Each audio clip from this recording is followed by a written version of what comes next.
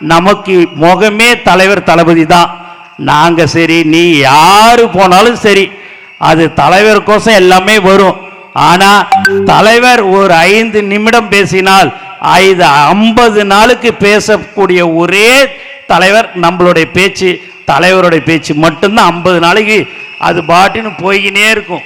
Aadhav sir சொன்னது மேல 5 கோடி மக்கள் பார்க்கிறார்கள், எப்போ பேசுவார் என்று காத்து கொண்டிருக்கிறார்கள் என்று சொன்னால் அந்த அளவுக்கு மக்கள் நம்பிக்கை வைத்திருக்கிறார்கள். அந்த நம்பிக்கைக்கு நாம் ஒழுங்காக அவர்களிடம் சென்று நம்மளுடைய கொள்கைகள் என்ன, தலைவர் வருகிறார், நம்மளுடைய தேர்தலில் அவர் நிற்க இருக்கிறார்.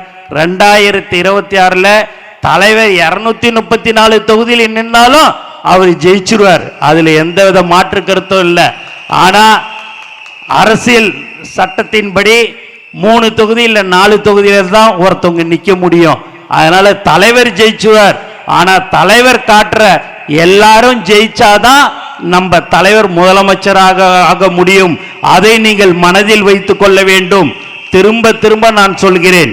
ஏனென்று சொன்னால் தலைவர் அவர்கள் யாரை வேட்பாளராக காட்டுகிறாரோ, அவர்களை கை காட்டுகிறார்களோ, அவர்களை வெற்றி பெற செய்ய வேண்டியதுதான் நம்மளுடைய கடமையாக இருக்க வேண்டும்.